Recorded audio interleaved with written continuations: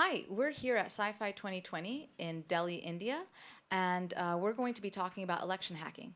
My name is Lydia Kostopoulos. I am the SVP for Emerging Technologies at KnowBe4, and with me I have. I'm Venkatesh Krishnamurthy. I'm the country manager for BSA, the Software Alliance in India. And I'm Jeff Moss, president of DEF CON Communications.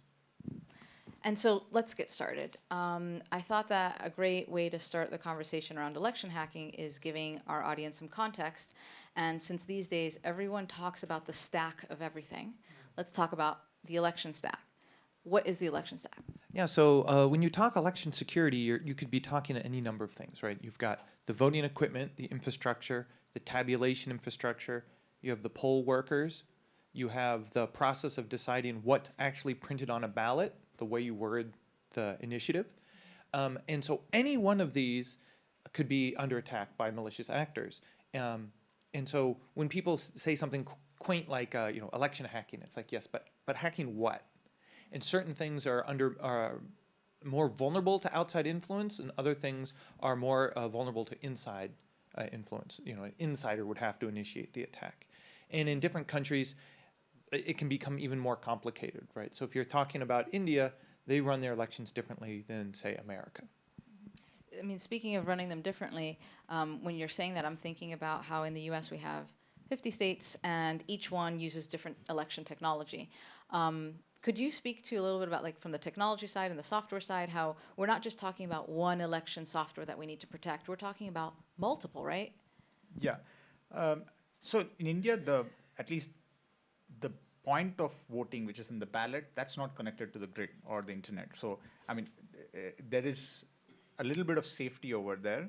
And the challenge for cybersecurity and security to play out in the Indian election comes in a couple of areas. So I like the way Jeff described the external and the internal part of it. So I think both have to be considered. So in India, of course, the non-state actors outside of the borders will be looking to look at information, so disinformation, and those are the areas that will be quite relevant.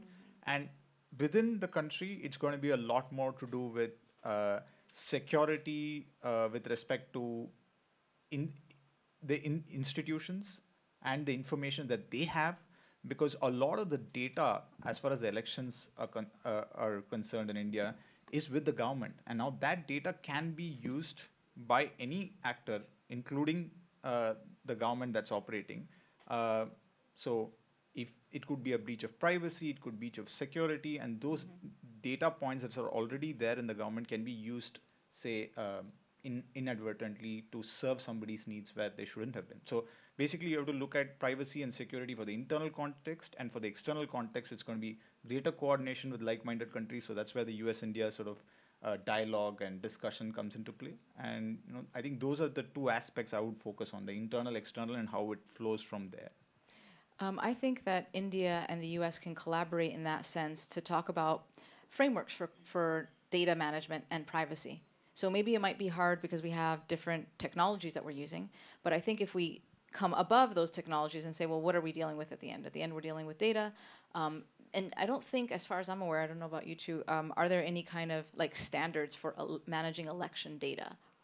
Do you know of any standards? Well, I would say there's have been emerged standards on protecting elections. So, for example, pretty much now the consensus of the experts are hand-marked paper ballots are pretty much the gold standard. That gives you an audit trail, and the hand marking provides voter intent. Right, so you can see they actually intended to mark that thing. The paper ballot gives you an audit in case there's a discrepancy. So that's the gold standard. And then they're machine counted, because machines make way less errors than hand counted by a human, and it's faster. And so then you would put your energy into auditing that machine that counts the ballots, but that's pretty easy to do, not nearly as complicated as a touch screen system. And then you would perform a mandatory what's called a risk limiting audit. And the risk limiting audit then gives you certainty that there wasn't vote manipulation. And it's basically a statistical sampling technique to subsample a certain number of counts, and that reveals if there's discrepancies that shouldn't be happening. And so combining the hand-marked paper ballot, machine counting, and the risk limiting audit, you can achieve a really high standard of certainty.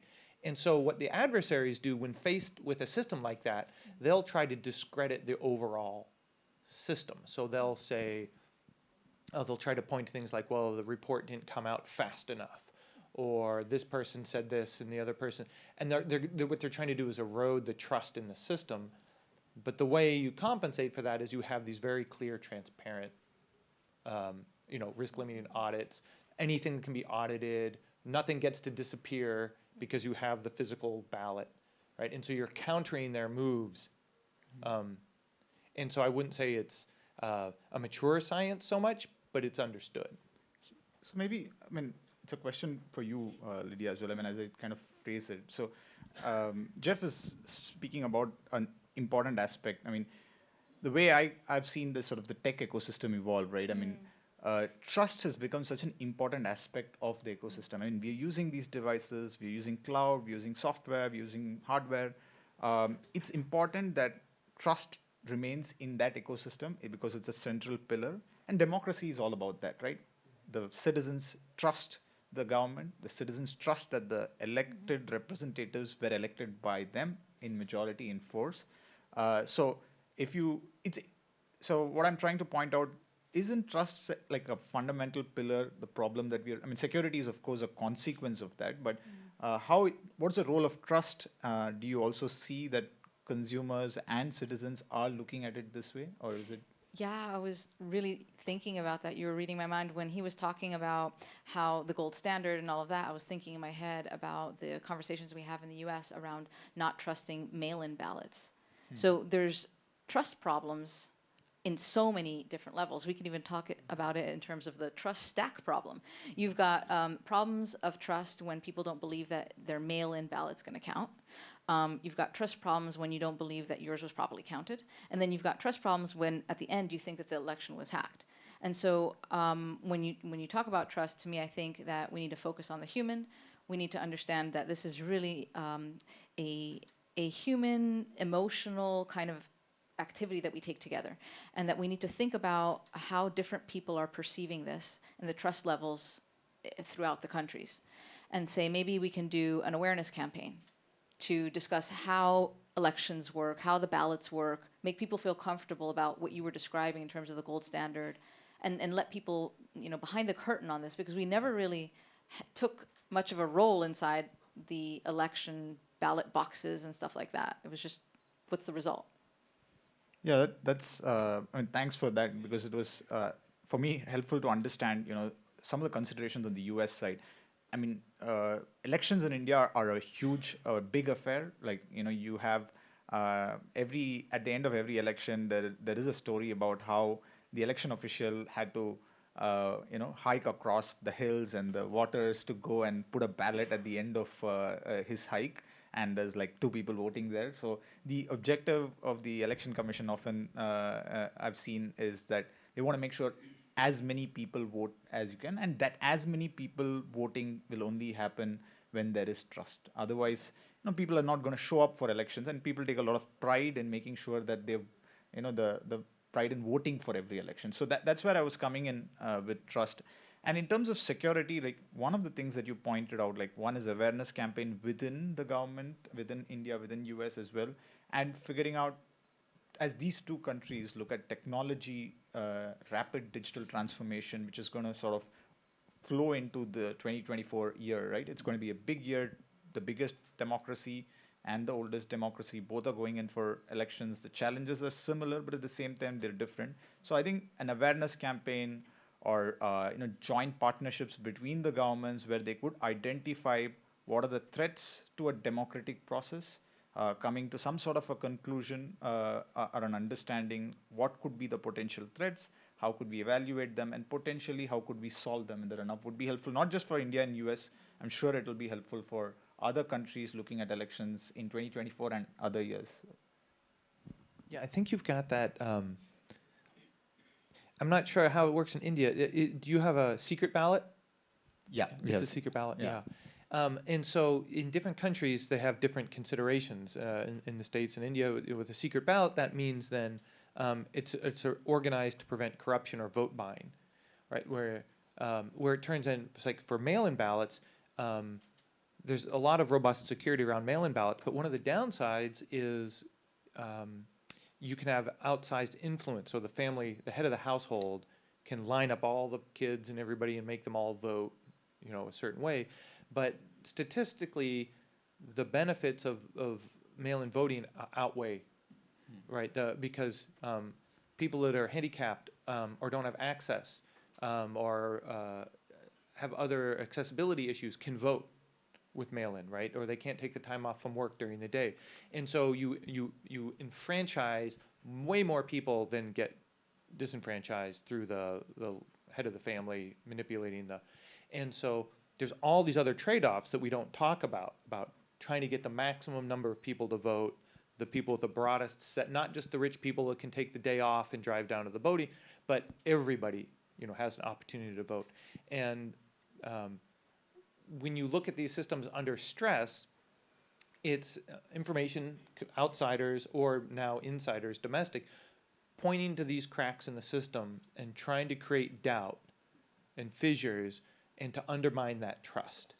And what we observed in the United States in 2016, the trust, the erosion of trust doesn't have to be founded on anything, and it's still considered a victory. So they don't have to actually ever change a vote. All they have to do is demonstrate that they maybe could have changed a vote. And that's enough to get conspiracy-minded people to question the entire legitimacy. Doubt. Yeah, it's the doubt. And so that's the part that's so insidious, is that you could have the most immune voting system using all this risk limiting and everything, and all they have to do is plant that seed of doubt somewhere. And they could potentially, throw the system into chaos. And so I totally agree that it's a lot of education, awareness, transparency, I think, is really important.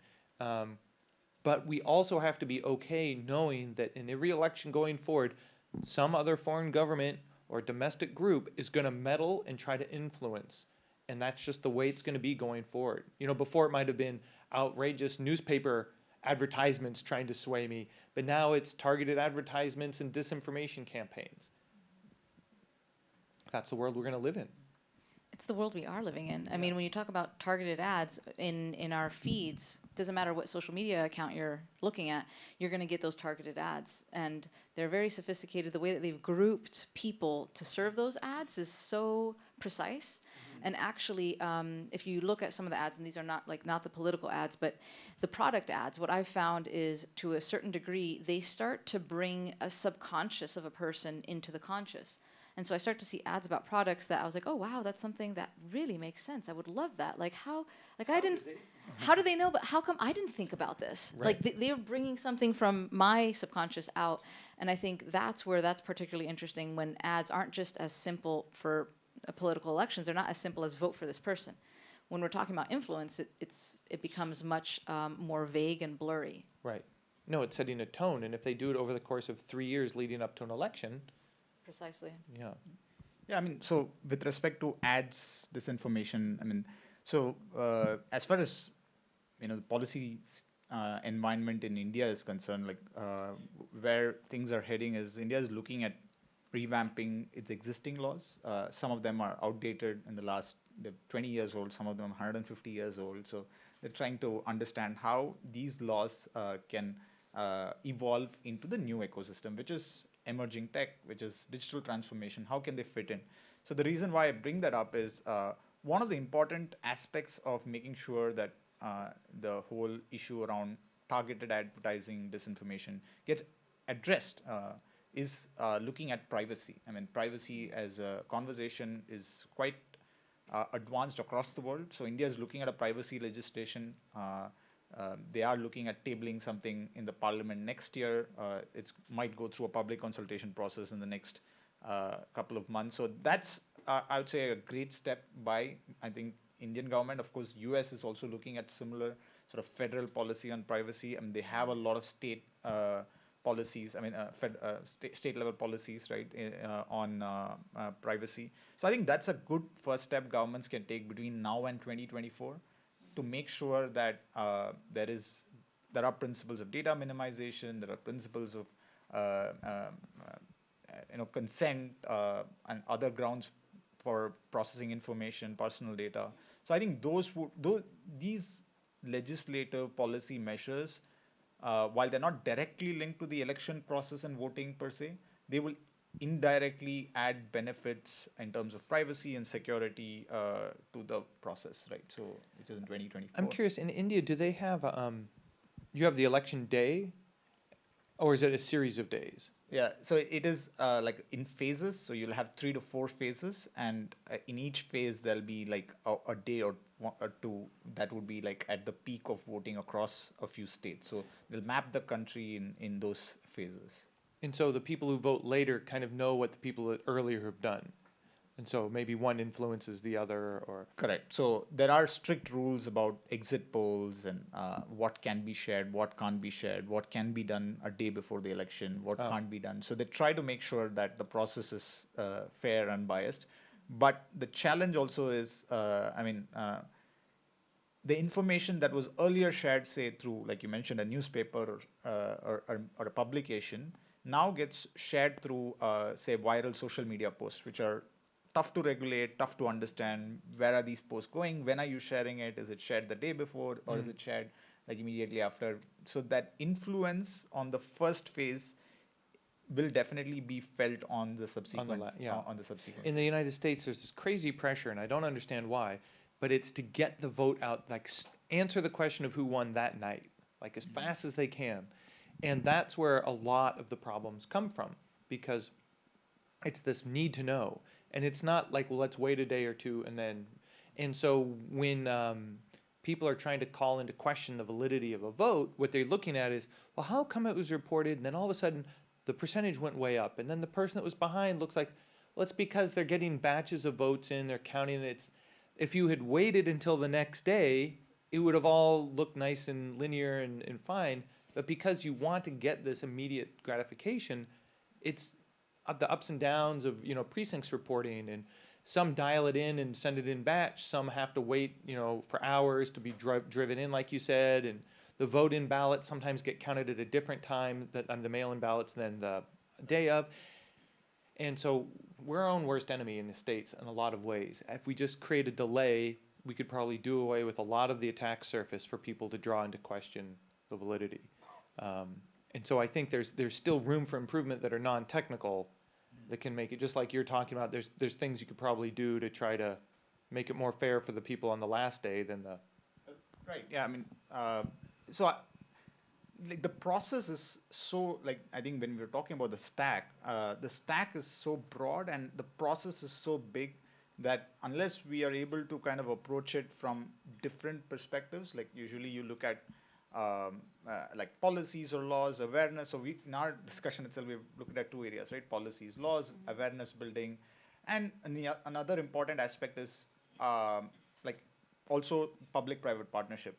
Like the challenges or the areas of problems that are coming up are best known by the companies that are providing these services, right?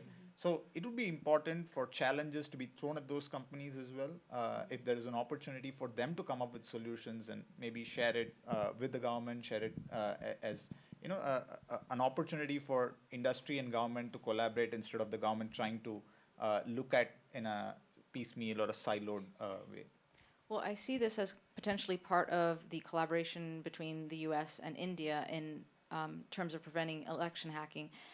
You could have a task force, and that task force would include the private sector, so it would be representatives from social media, but then you would also have companies who have technology related to elections, and then you would also have, for example, IEEE. It's an international standards body. They look at all kinds of technical related protocols, and then you could have the intelligence community, where they could share threat intelligence related to the election in the lead up. And I don't see why we should even wait. If we're talking about 2024 and it's 2022, we could start now. I mean, that's what we're doing with CISA. CISA already has and has been running for months and months an election task force that does nothing but look at this, try to educate all the state, local, tribal, territorial municipalities, educate them on trends, what we're seeing. I mean, this is a thing that they started years ago after the hard lessons learned of 2016. And I think this kind of fusion center of all these different stakeholders saying, hey, what are you seeing Twitter? What are you seeing Facebook? Okay, we see a new trend coming out of Europe. What is this narrative? But do you think that this task force, in the context of the India-US relationship, So what happens is, adversaries learn iteratively. And so they'll try something out in the States, and then they'll try it out somewhere else. We see a lot of activity in Southeast Asia, the big player in that region, trying to influence all the smaller countries. And so they're constantly honing their techniques. And so what you really need to do is have the countries that, the rule of law countries that really care about this, sharing like, this is what we're seeing in this kind of election, this is the narrative. Change the narrative to anything you want, but these are the techniques they're using. You know, these are the types of botnets. These are the types of it's sort of indicators of compromise, but indicators of influence. Hey, maybe we call it IOI. But there's something going on there that is universal that can be shared because they're taking the same botnet army, the same thinking, the same targeting of a disenfranchised group and trying to create a fissure in society, and they're just applying it, you know, to whatever. It's not a whole. They're not reinventing it when they're attacking Vietnam or Thailand or, you know, trying to cause. It's the same process, and we can identify that process and share.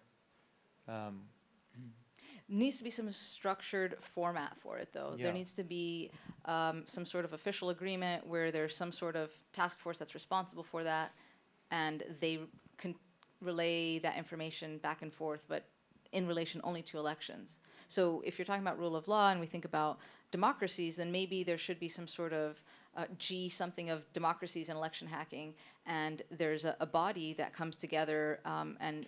Well, I mean, ideally, it would almost be like sort of an observer group that writes a state of transparency in elections, because there already are election observers that could talk about these are the kinds of online influence campaigns, these are the kinds of local narratives that seem to appear out of nowhere, you know, and sort of try to create a state of... Yeah, sorry go to ahead. interrupt. Yeah, and the one thing was for the audience, I'm not sure how many of them will know CISA, but I thought maybe you could like give the acronym. Oh, I'm sorry. Yeah. So in the United States, the Cybersecurity Infrastructure Security Agency, it's the part of the Homeland Security Department that focuses on domestic security and the civilian domestic security, and they have been involved in election security since they realized it was a problem, right? So yeah, I mean, I was trying to come to that point, and in terms of if you look at the machinery that conducts the elections in governments, right? So for them, this is a completely new set of issues that they have to confront. They're, at least in India, the challenges that they were trying to address were a lot to do with funding, campaigns, logistics, and making sure that no one advertises 48 hours before and all of that, right? So right now, the challenges that are coming up, especially on the technology side, are completely different. So it would definitely involve, one, agencies within the government trying to find resources that are adequately aware and informed about these new challenges. You know, the government also needs to look at the challenge as an opportunity where they say, hey, going into an election year, we sense that this particular agency would require to develop skill sets in these areas, and it's especially when there is a joint partnership between, say, a couple of countries, especially the US and India. These are the areas especially where, say, they could share intelligence. For example, in the US, given that the processes of involving technology in elections are slightly ahead than India, it could be shared with India, and India could then evolve in a slightly more secure, like you can call it like just security. avoid our problems. Yeah, exactly. You'll find new problems, but avoid the ones we made. Correct. Yeah. Exactly. Security by design kind of a thing, right? So you bake it in as you grow. So basically what I think we're saying is we see in a dream world a bilateral task force that is between India and the US, and it includes the intelligence community, the public-private sector. It includes thinking around privacy, data management, lessons learned. But I would also say we haven't talked about being aspirational.